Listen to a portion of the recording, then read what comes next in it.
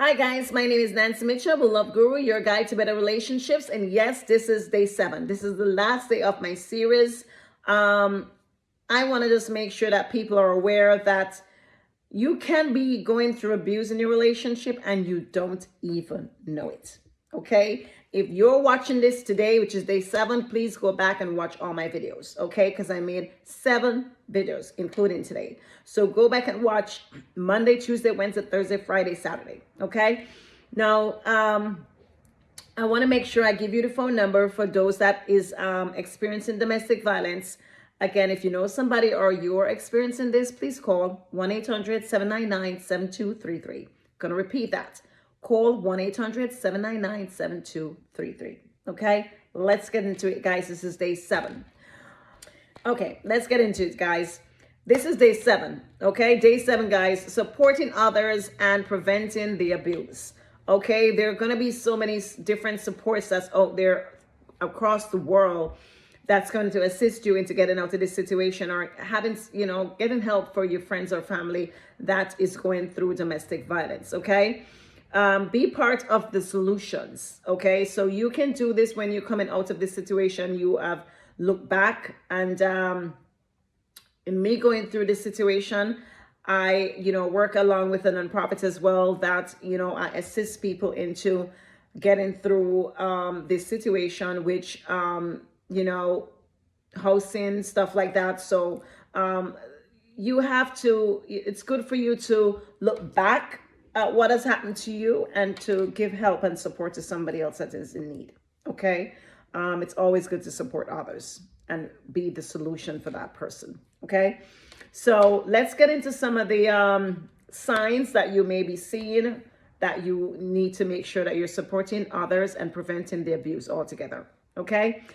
Number 1, friends or family unaware of warning signs. So you have to be super careful that, you start looking at your family, you start looking at your friends, you start looking at, the way that, you see they're either talking around their spouse, stuff that may happen, because sometimes you're around them and you will see signs or you see things that happen that it might make you wonder.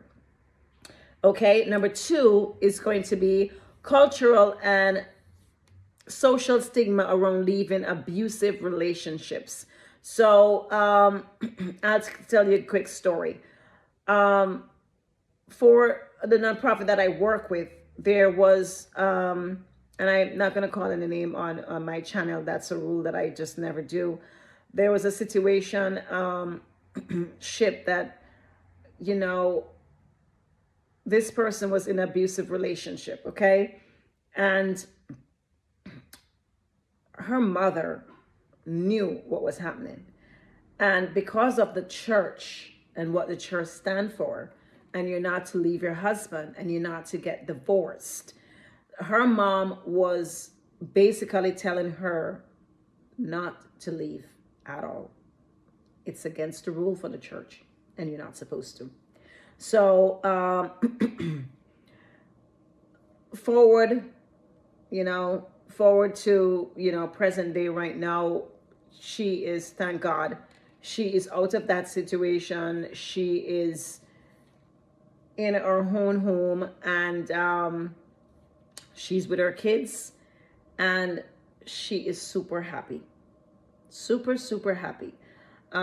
She still have a relationship with her mom. However, moms, I know you gonna have your doctrine with whichever church that you're with, and whatever rules or regulation that's out there, that's for that church. There's no way you can tell me that a God wants her to suffer like she was suffering in that situation.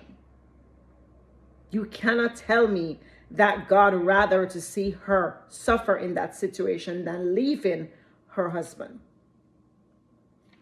Guys, you can put your comment down, just drop me a note. Let me know what you think. Because in that situation, there is no situation that somebody should be beating on another person. None. No situation. So I was really, really upset with that mom. I couldn't even speak with her because I know if I did, I would just blow a fuse. However, I have spoken to, kids. It's I've gone through all of that, and she's out of the situation. So thank God. Okay, but moms out there that's in your church and you believe that you are telling her something right by telling her to stay in that relationship, you are wrong. I'm here to tell you that you are wrong. You are wrong. I'm sorry, you are wrong. You're wrong. Maybe if you were experiencing yourself, you would know what it feels like and what they go through. And if you're going through and you want to stay with that person, then so be it. If that's what you believe that the church is telling you to do. But when it comes to politics and church, I don't really do that on my channel. However, this is a story. This is a situation with somebody that I know, and I don't support that this person should stay in an abusive situation because that abuser was not changing and was not willing to change. So in that situation, I would say you need to get out. Okay? Because that was a very bad situation. So when you have those stigma, those cultures that you think that you have to stand by, you don't. Not when it comes on to somebody abusing you. Okay? Number 3, misunderstanding the complexity of domestic violence. As I said to you, you can misunderstand it. There's a lot of different ones that's out there.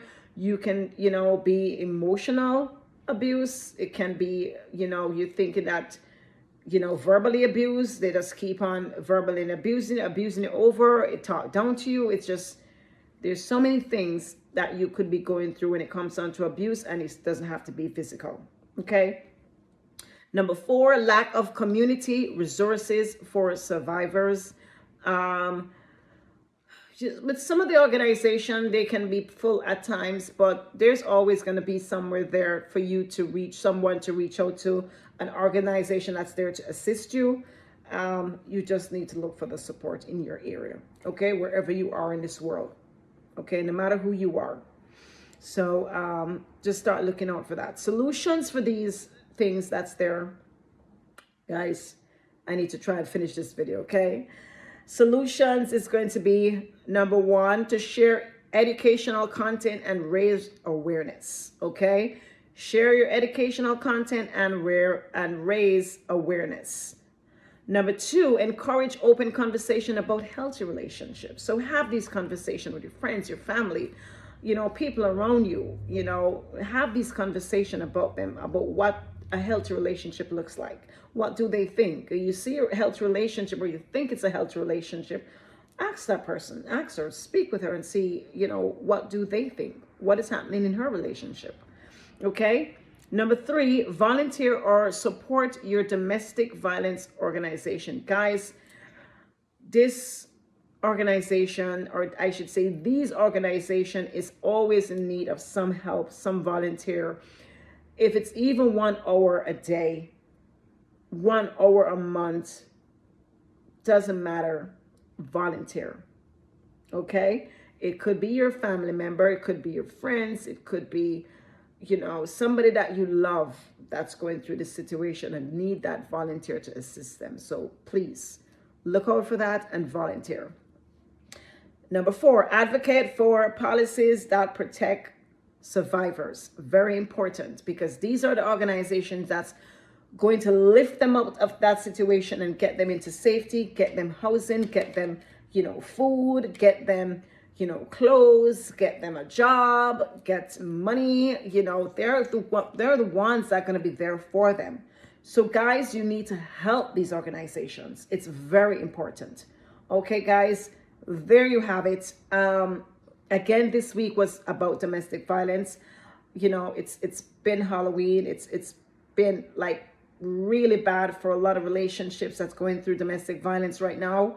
And this is the month for it. October. I did an entire week. It might goes on into November 1st and 2nd for the videos, but it's for the end of October for domestic violence months, which is October.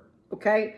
So guys, there you have it. If you know anyone that's experiencing domestic violence, I beg of you, go ahead and call 1-800-799-7233. If you're experiencing domestic violence, I beg of you to call 1-800-799-7233. Guys, there you have it. My name is Nancy Mitchell, the Love Guru. I give love to everybody out there. I don't care where you are in the world. I don't care what you look like. I don't